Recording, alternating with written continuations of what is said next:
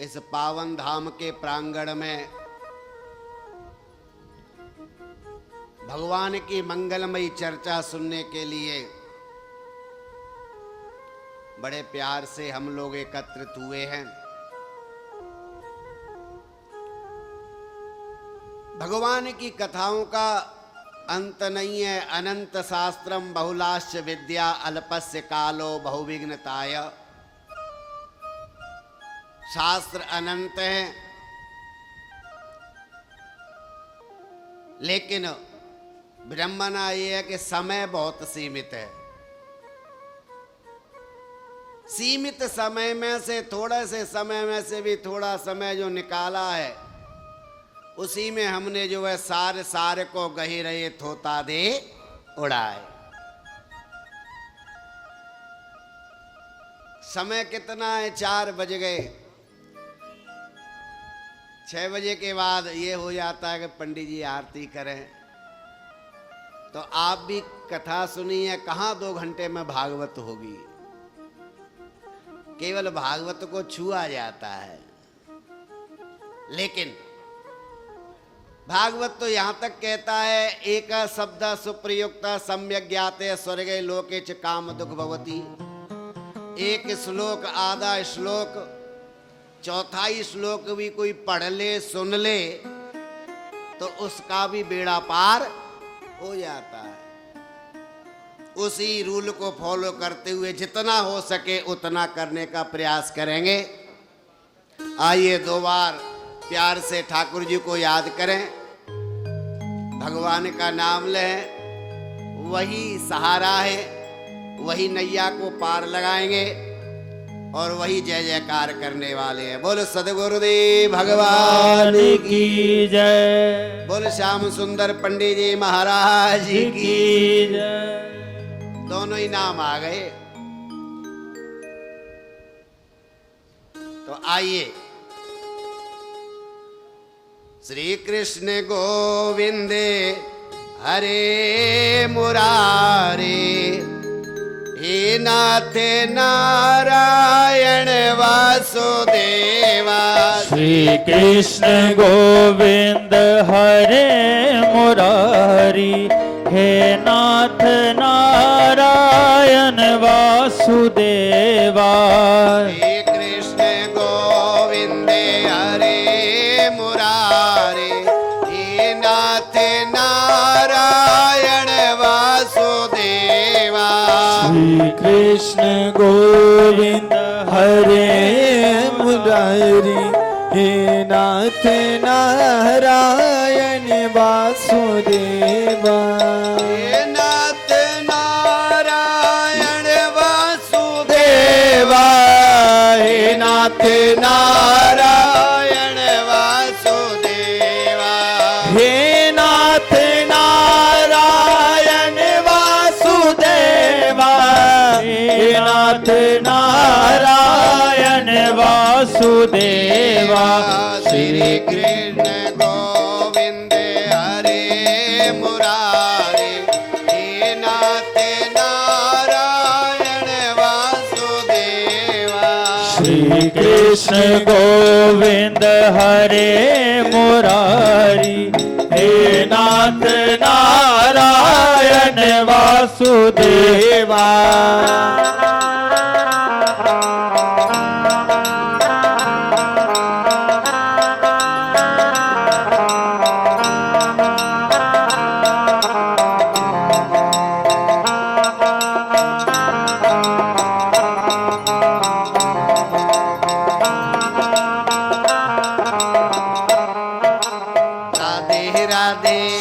मिला दे राधे राधे, शाम मिला दे राधे राधे, राधे राधे, राधे राधे, राधे राधे। वृंदावन में राधे राधे, गोवर्धन पे राधे राधे, बरसाने में राधे राधे, नंदगांव में राधे राधे, प्यारी जी पे राधे राधे, यमुना तट पे राधे राधे, बंसी वट पे राधे राधे, काली दे पे राधे राधे, गोपेश्वर पे राधे राधे, रामकुटी पे राधे राधे, वन में राधे राधे,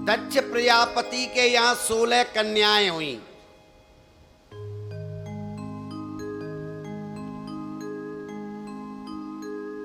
उन 16 कन्याओं में से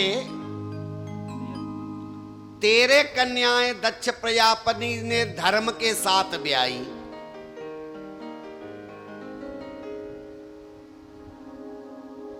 एक अग्नि देवता को दी, एक पितृगणों को दी, 13 और 2 15। जो 16वीं थी छोटी, जिसका नाम था सती, वो भोले बाबा को ब्याही गई। बोल शंकर भगवान की जय। तो धर्म को कितनी कन्याएं मिली? 13 पत्नियां थी। उन 13 पत्नियों के नाम क्या हैं? श्रद्धा, दया, पुष्टि, शांति, तुष्टि, उन्नति, मेधा, स्मृति, तितिक्षा, धृति, मूर्ति, बुद्धि। ये उनकी पत्नियों के नाम हैं। और जब जब हम धर्म करते हैं तो धर्म कराने वाले लोग क्या कहते हैं कि धर्म करना हो तो श्रद्धा से करो, धर्म करना हो तो शांति से करो, धर्म करना है तो बुद्धि से करो। ये क्यों कहा जाता है? क्योंकि ये जो है उनकी पत्नियां हैं। अगर श्रद्धा, बुद्धि और शांति से धर्म करोगे तो आपका धर्म फलीभूत होगा। बोल सद्गुरुदेव भगवान की जय। इन 13 गुणों को जीवन में उतारने से धर्म फलीभूत होता है। किया हुआ धर्म फलेगा। धर्म थोड़ा हो, ज्यादा हो, लेकिन हो श्रद्धा के साथ। धर्म के अनुसार चलेंगे तो भगवान मिलेंगे। लेकिन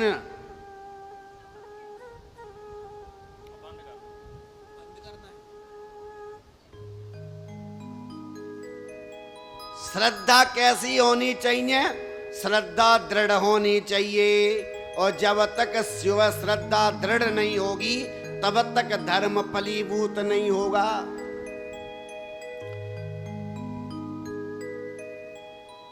श्रद्धा तो नामदेव जैसी होनी चाहिए।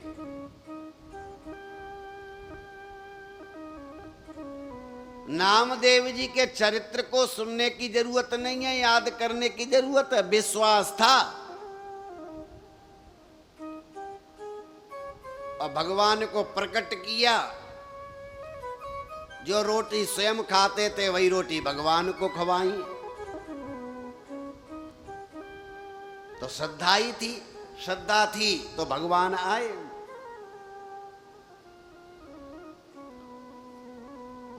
दृढ़ श्रद्धा से धर्म फलीभूत होता है, बताने का मतलब ये है। विश्वास के साथ किया जाएगा कार्य, वो सफल होगा। मूर्ति में से भगवान साकार हो गए, विठ्ठल विठ्ठल कहने से साकार हो गए, निराकार से साकार हो गए। क्यों हो गए? क्योंकि भक्त की पुकार, भक्त की श्रद्धा, भक्त का अटूट विश्वास, अटूट विश्वास था तो भगवान प्रकट हो गए। इसीलिए धर्म का बराबर पालन करेंगे तो धर्म हमें कभी हानि नहीं पहुंचाएगा, लाभ ही पहुंचाएगा। इसीलिए कहा गया है धर्मो रक्षते रक्षितः। यदि हम धर्म की रक्षा करेंगे तो धर्म हमारी बराबर रक्षा करेगा।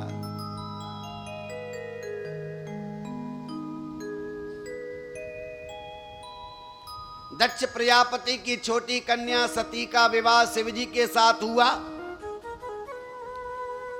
और दक्ष प्रजापति ने शिवजी का अपमान किया। इसीलिए सती ने अपने शरीर का त्याग किया।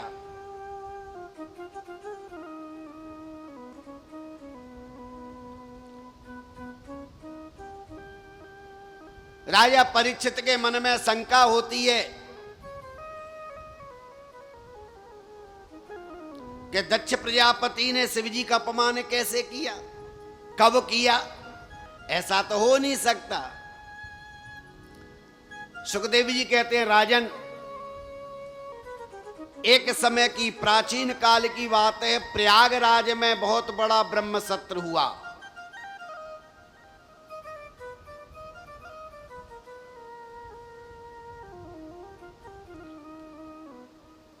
जिसको कुंभ का मेला भी कह सकते हैं। और कुंभ के मेले में बड़े बड़े महान ऋषि मुनि संत महात्मा सब आते हैं,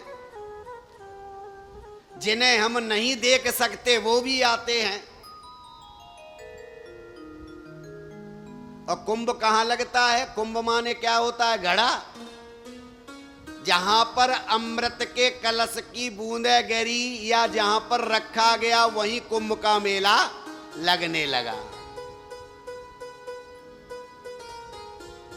ब्रह्म सत्र हुआ, बड़े बड़े ऋषि मुनि उस ब्रह्म सत्र में भाग लेने के लिए आए।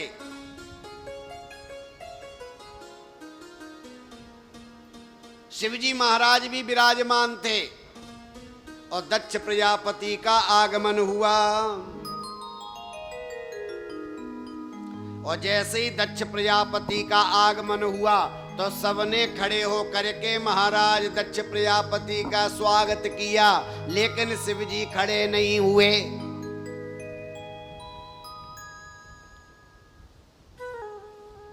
जब शिवजी खड़े नहीं हुए तो दक्ष प्रजापति को कोई पता नहीं कि कौन खड़ा हुआ कौन नहीं खड़ा हुआ, लेकिन लोगों ने बताया।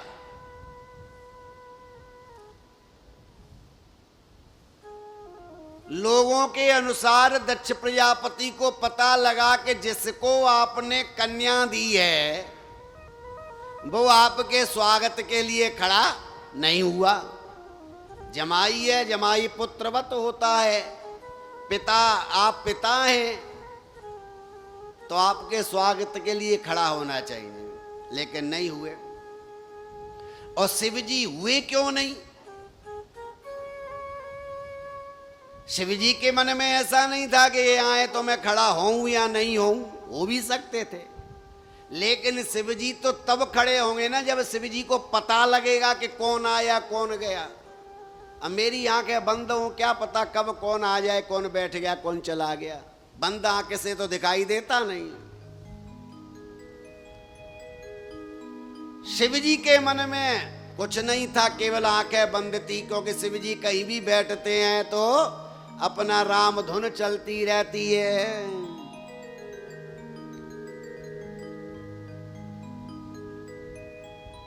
लेकिन दक्ष प्रजापति को उकसाया, और दक्ष प्रजापति को इतना उकसाया, ये अहंकारी था और बातों में आया, और इन्होंने दक्ष प्रजापति ने शिवजी का अपमान जो है किया।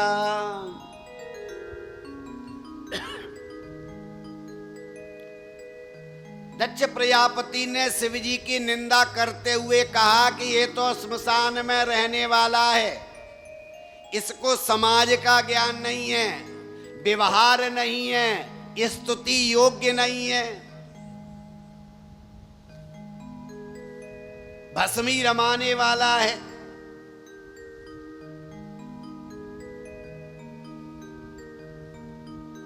इसीलिए ये निंदनीय है।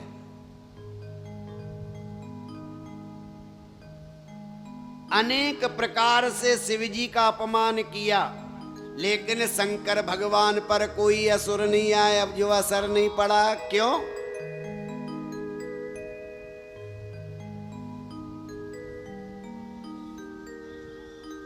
शिवजी महाराज तो आशुतोष भगवान हैं। शिवजी महाराज तो निंदा और स्तुति ते परे हैं। तुल्य निंदा स्थितिर्मौनी संतुष्टो येन केनचित् सम शत्रु च मित्र च तथा मानापमानयो।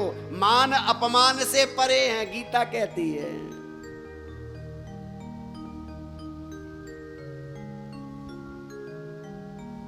क्यों परे हैं? क्योंकि शिव जी के मस्तक पे ज्ञान रूपी गंगा विराजमान है। और जिसके मस्तक पर ज्ञान रूपी गंगा विराजमान होगी, उसे कोई आपकी स्तुति निंदा से कोई फर्क पड़ने वाला नहीं है। लेकिन जब बहुत निंदा हुई तो शिवजी ने सोचा कि हमें इस स्थान का त्याग कर देना चाहिए।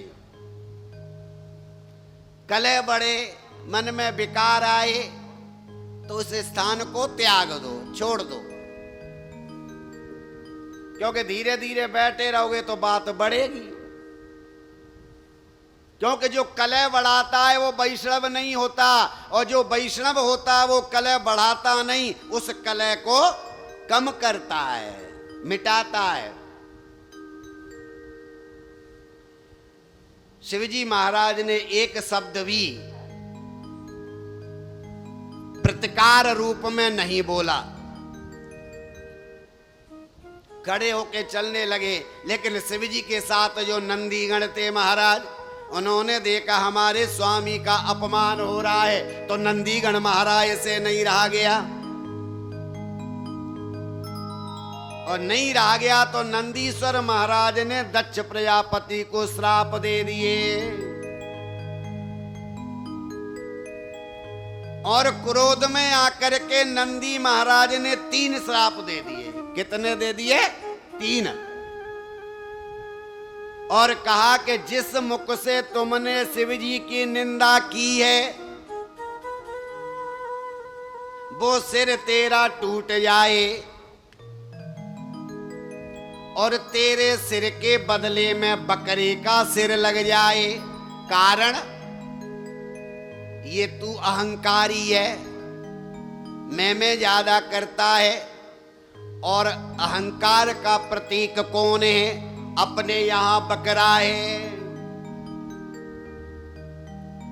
तीसरा,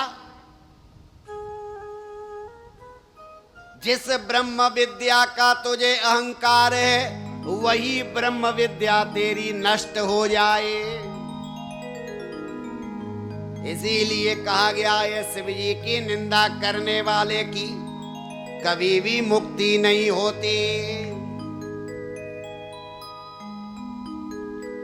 रामायण में स्वयं राम जी कह रहे हैं कि शिवद्रोही मम दास कहावा, सोनर मोए सपने हूं नहीं भावा। शिवसी से द्रोह करने वाला और वो ये कहे कि मैं राम जी का दास हूं, तो ऐसा व्यक्ति मुझे स्वप्न में भी अच्छा नहीं लगता। और मुक्ति देने वाले कौन है? परमात्मा है, कृष्ण और जो राम है। तो शिव जी की निंदा करने वाले की मुक्ति कैसे हो सकती है? इसीलिए जो है उसे तो संसार में भटकना ही पड़ेगा।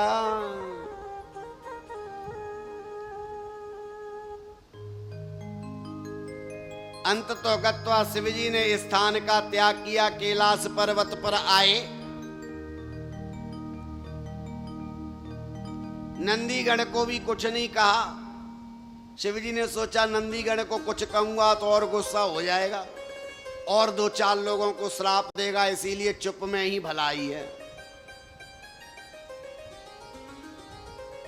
बात आई गई हो गई, लेकिन दक्ष प्रजापति का क्रोध शांत नहीं हुआ।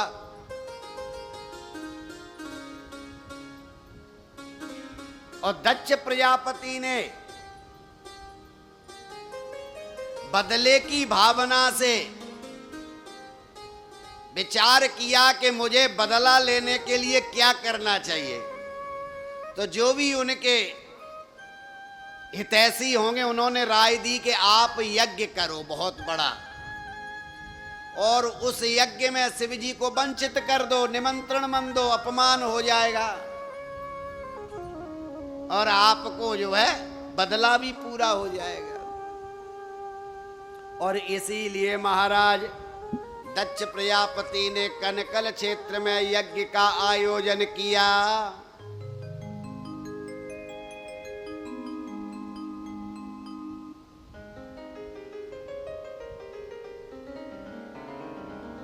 यज्ञ का आयोजन तो हुआ,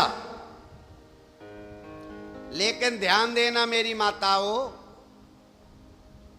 केवल ये यज्ञ नहीं, संसार का कोई भी यज्ञ, यज्ञ मीन्स सत्कर्म, घर में थोड़ा सा हवन भी करें वो भी यज्ञ होता है।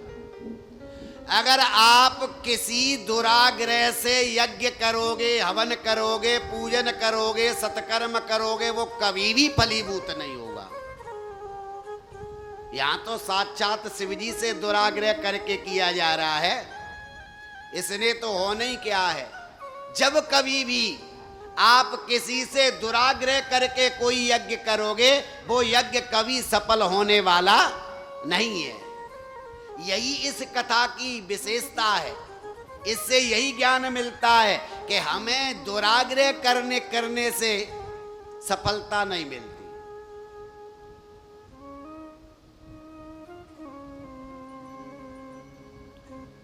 यज्ञ का आयोजन किया गया, सबको निमंत्रण दिए गए।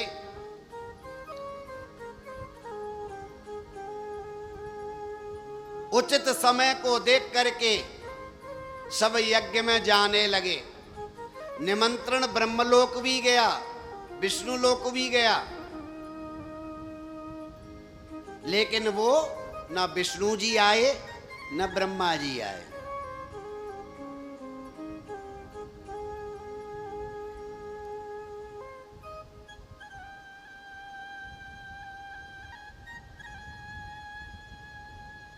यक्ष, किन्नर, नाग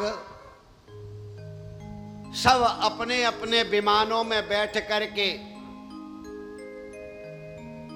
हरिद्वार की पवित्र नगरी कनकल क्षेत्र में सब पहुंच रहे हैं।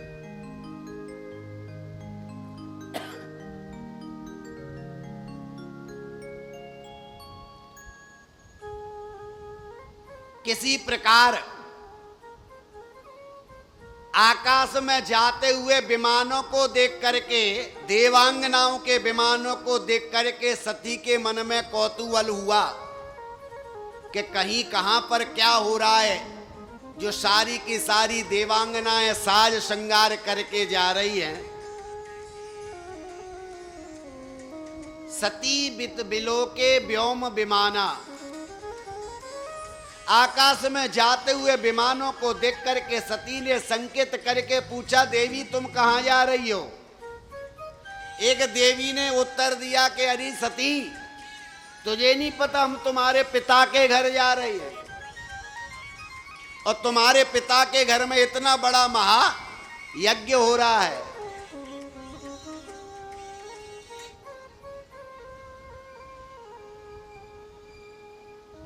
मन में कष्ट हुआ, कहने वाला कह के चला गया। भोले बाबा की समाधि लगी है, ध्यान मग्न है। सती चाहती है कि पिता के घर में जाऊं, इतना बड़ा आयोजन है, लेकिन बिना आज्ञा के कैसे जाऊं। कोई भी कन्याएं पिता के घर जाने के लिए उत्सुक होती है, इच्छा होती है। अगर कोई आयोजन हो तो विशेषकर होती है। आज सती के मन में कौतूहल है, अंदर बाहर हो रही है। इतने में शिवजी की समाधि खुली, भोले बाबा जागे और सती ने नजदीक जाकर के शिवजी से कहा, महाराज आपके ससुर जी बहुत बड़ा यज्ञ कर रहे हैं, हमें वहां जाना चाहिए। शिवजी ने कहा, यज्ञ करना तो अच्छी बात है, और इस संसार में किसी के घर विवाह, किसी का मरना जीना, ये तो चलता रहता है, संसार है।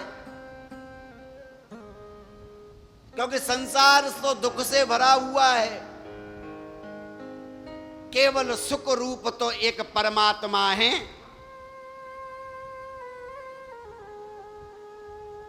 इसीलिए अच्छी बात है अगर यज्ञ हो रहा है तो। सती ने कहा महाराज अब कैसे निष्ठुर हो, जब यज्ञ हो रहा है तो हमें जाना चाहिए।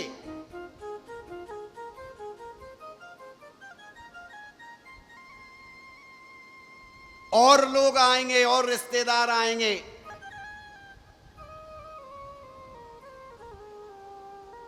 इसीलिए हमें जाना चाहिए। शिव जी ने कहा देवी संसार है और मैं केवल मन से मिलता हूं, शरीर से मिलन नहीं होता। और संसार में लोग आते हैं जाते हैं, यज्ञ अनुष्ठान पूजा पाठ सब होता रहता है।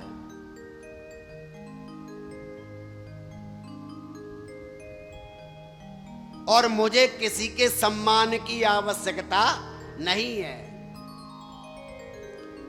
सती का और शिव जी का संवाद हुआ। उन्होंने कहा आप इतने निष्ठुर हो गए हो, मेरे पिता के घर में यज्ञ है, आप मेरे पिता के घर नहीं जाना चाहते। उन्होंने कहा देवी जाना तो चाहिए, लेकिन बिना निमंत्रण के नहीं जाना चाहिए।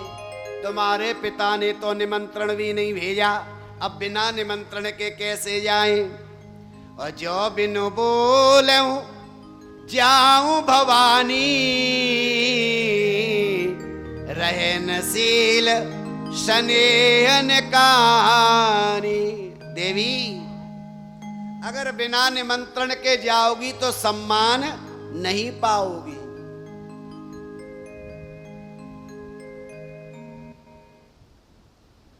आज सती अपने पिता के पक्ष को लेते हुए कहती है महाराज कैसी बात कर रहे हो,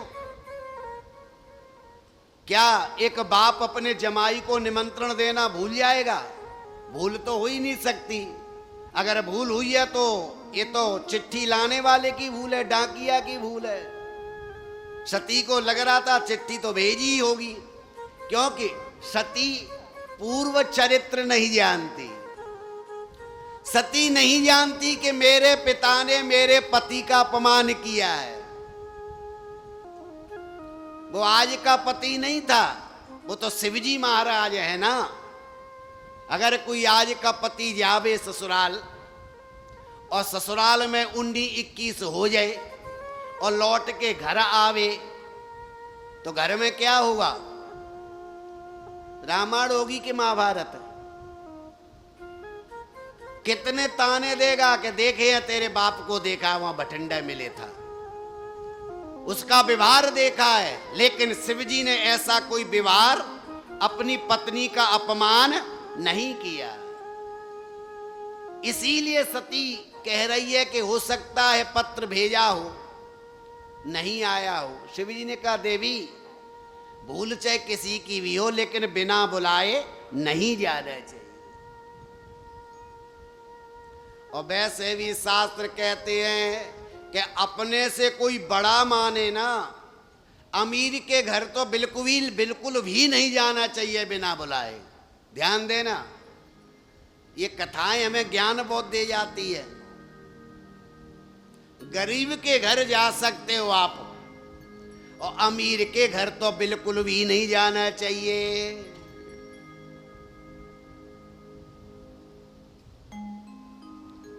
बहुत समझ आया, लेकिन सती नहीं मानी।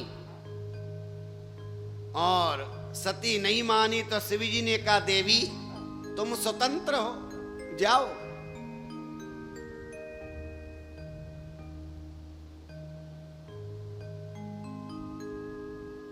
क्योंकि शास्त्र कहते हैं पिता के घर, पत्नी के घर, पत्नी के पिता के घर, गुरु के घर और भगवान के घर,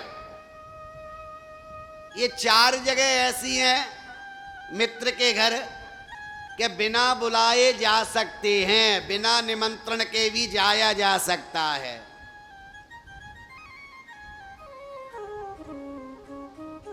लेकिन अगर इन स्थानों पर विरोधाभास हो गया हो,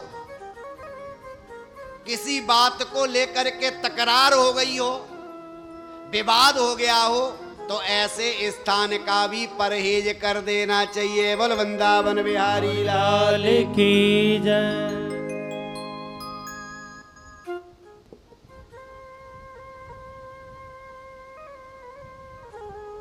सती को समझाया, शिव जी नहीं गए।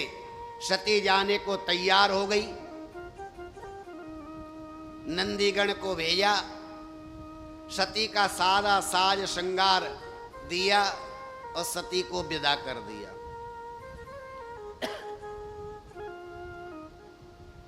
सती पहुंच जाती है माता पिता के घर। अपने पिता के इस व्यवहार को देख करके आज जो है सती को अपने पति की बातें याद आ गईं।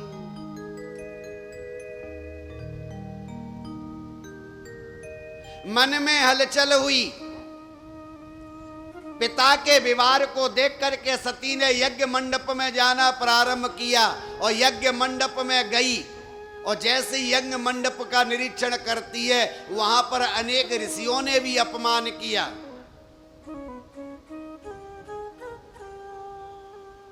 सारे यज्ञ का निरीक्षण करते करते जब ईशान कोण में पहुंची तो महाराज ईशान कोण में शिवजी का वास होता है। उस स्थान पर कोई वेदी नहीं थी। उस खाली स्थान को देख करके, अपने पति के अपमान को देख करके सहन नहीं हुआ।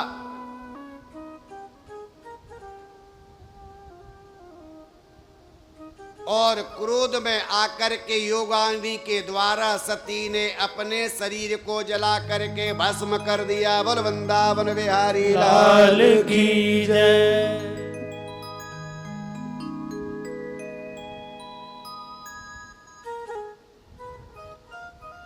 सती ने उत्तर दिशा की ओर बैठ करके देह का त्याग किया। मन को शिवजी में लगाया। अग्नि तत्व की भावना की और अंदर से क्रोधाग्नि के द्वारा शरीर जला। आदि शक्ति जगदम्बा का अपमान हुआ। अब वहां पर कौतूहल हो गया। अब लोगों को लगा कि अब दक्ष प्रजापति का भला होने वाला नहीं है। ऋषि मुनि त्राही त्राही करने लगे।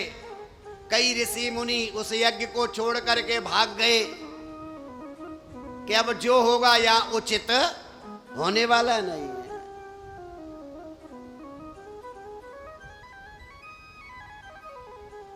शिवजी महाराज समाधिस्थ हैं। इतने में नारद जी को ज्ञात हुआ और नारद जी कैलाश पर्वत पर पहुंचे।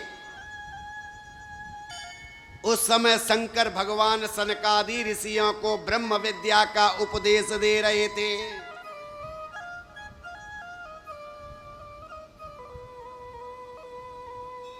नारद जी के द्वारा शिवजी को ज्ञात हुआ कि सती ने शरीर को जला दिया है, फिर भी उनको दुख नहीं हुआ।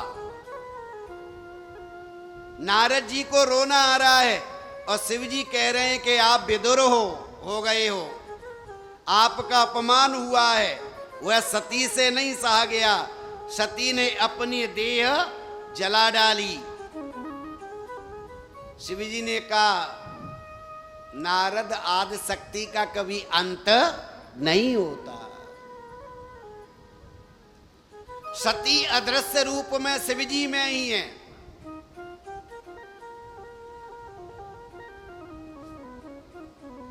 लेकिन लोक मान्यता के अनुसार शिवजी को क्रोध आया और क्रोध में आकर के उन्होंने अपनी जटा से एक बाल जमीन पर पटका। उसमें शिवजी जैसा एक महापुरुष जिसका नाम था वीरभद्र वो प्रकट हुआ और हाथ जोड़ करके खड़ा हो गया कि पिताजी आदेश करें।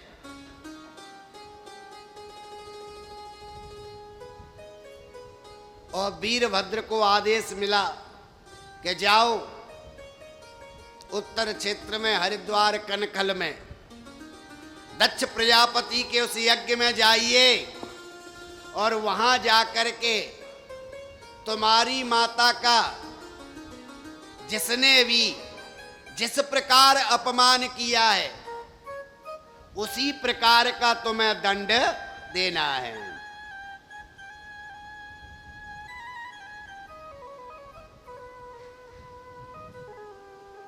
वीरभद्र विकराल रूप जब चलता है ना तो पृथ्वी भी डगमगाने लगती है, इतना भारी रूप है। धूल उड़ती है और तुरंत उन्होंने वीरभद्र जी ने जाकर के यज्ञ मंडप को घेर लिया। धूल उड़ रही थी। जो ऋषि मुनि थे वो देखने लगे धूल कैसी है। धूल उड़ती तो जरूर है लेकिन कब उड़ती है पता है आप लोगों को? जब गोधूली बेला आती है। कईयों को तो गोधूली बेला ही नहीं पता होगा। बोलो राधे राधे। राधे राधे।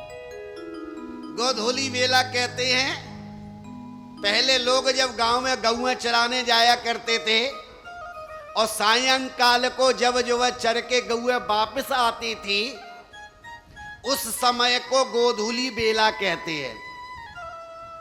और सनातन पद्धति में गोधूली बेला का मुहूर्त भी होता है विवाह के लिए। जब कोई मुहूर्त नहीं होता तो हमारे जैसे कहते हैं कि गोधूली बेला में लग्न करा लो, शुभ रहेगा। तो धूल उड़ी तो ऋषियों को लगा कि गोधूली बेला तो हुई नहीं, ये कैसा हो रहा है। ऐसा तो सोच ही रहे थे। इतने में तो दक्ष प्रजापति ने घेर लिया और जैसे ही घेरा चारों तरफ से किसी को मौका नहीं मिला। यहां तक कहा गया कि जो है वीरभद्र ने जिसने जिस प्रकार माता सती का अपमान किया था वैसा ही दंड दिया। एक भृगु ऋषि थे, वो दाढ़ी बहुत हिला रहे थे। कई लोग मजे लेते हैं, उनकी दाढ़ी नोच डाली। एक पूसा ऋषि थे, वो हंस रहे थे, दांत दिखा रहे थे, उनके दांत उखाड़ दिए। कहने का मतलब उसी प्रकार का दंड दिया। और बाद में जब दक्ष प्रजापति सामने आया तो उसके बाल पकड़े और सिर जो है काट करके उस हवन कुंड में पूर्णाहुति कर दी। बोल वृंदावन बिहारी लाल की जय। पूर्णाहुति हुई, खलबली मच गई। जजमान है नहीं, मैंने जजमान नहीं है, यज्ञ का क्या होगा, कैसे होगा। सब लोग ब्रह्मा जी के पास गए, विष्णु के पास गए। आज ब्रह्मा विष्णु से भी देवताओं को, ऋषियों को उलाहना मिला कि तुमने ऐसा अनुचित कार्य ही क्यों किया। और अब अगर कोई इस यज्ञ की रक्षा करता है या कर सकता है तो भगवान शंकर ही हैं। बोल शंकर भगवान की जय। इसीलिए हमें भोले बाबा की शरण में चलना चाहिए।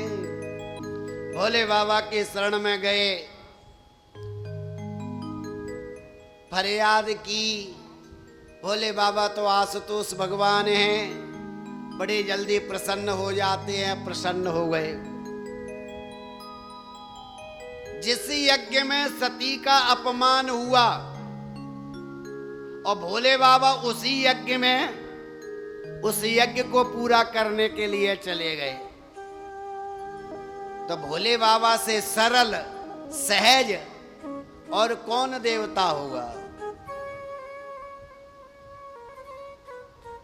सब देवताओं की विधियां बड़ी बड़ी हो सकती हैं लेकिन भोले बाबा की कोई विधि नहीं। एक लोटा जल सारी समस्याओं का हल। जल भी घर से नहीं लाना, मंदिरों में व्यवस्था होती है। तो इससे सरल सहज और कौन देवता होगा।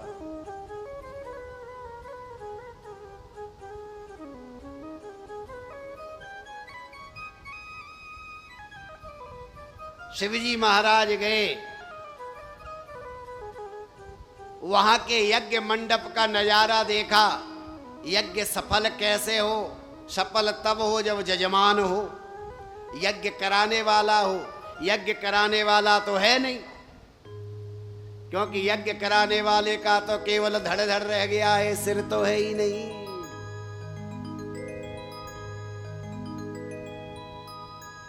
नंदीगण ने श्राप दिया था शिव जी ने, वो भी पूरा करना है। नंदीगण ने कहा था कि बकरे का सिर लगाया जाए, क्योंकि ये अहंकार का प्रतीक है, तो बकरे का सिर लगाया गया।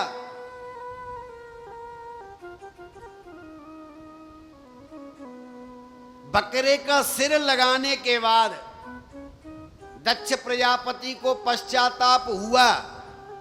वो शिव जी की स्तुति करना चाहता है, लेकिन अब मनुष्य की तरह तो बोल नहीं सकता। मैं के सिवा कुछ आता नहीं।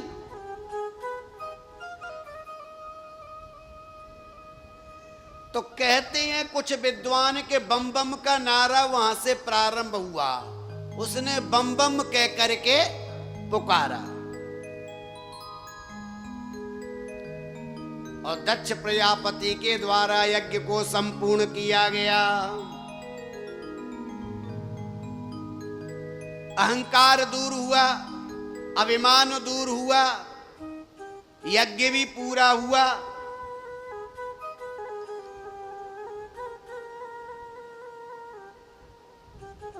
लेकिन बाद में दक्ष प्रजापति शिवजी से प्रार्थना करता है कि मैं अपनी पुत्री का दर्शन करना चाहता हूं। लेकिन शिवजी ने कहा पुत्री का दर्शन तो करा सकता हूं, लेकिन तब जब तुम्हारी पुत्री चाहे।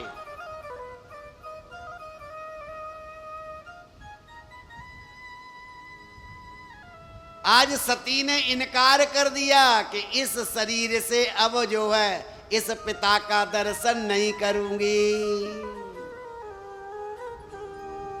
और उसी यज्ञ में हरि भगवान नारायण प्रकट हुए और हरि हर का मिलन हुआ। बोल हरि हर भगवान की जय।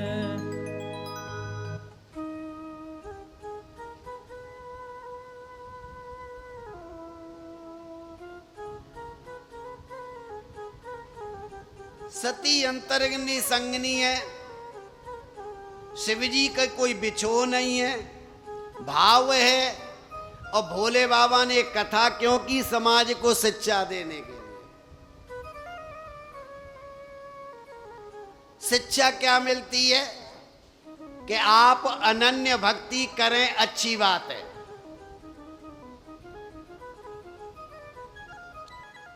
अनन्य भक्ति का मतलब ये नहीं कि किसी दूसरी देवता का अपमान किया जाए। आप किसकी उपासना करते हैं, अच्छी बात है, किसी की भी करिए, लेकिन अन्य देवता का अपमान करोगे तो आपकी उपासना व्यर्थ जाएगी। इसीलिए आप उपासना करिए, लेकिन दूसरे देवता के प्रति मन में कुभाव न जगे, ऐसी उपासना करिए। बोल शंकर भगवान की जय।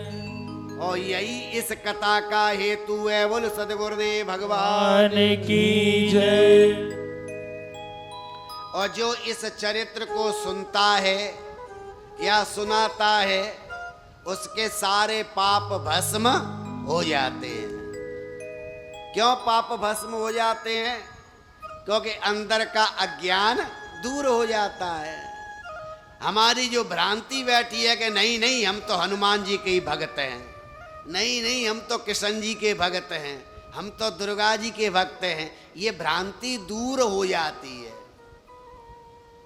और ये भ्रांति दूर होनी चाहिए। आप किसी एक के प्रति आस्था रखें, अच्छी बात है, लेकिन दूसरे के प्रति भी कुभाव न जगे, ये भाव भी होना चाहिए।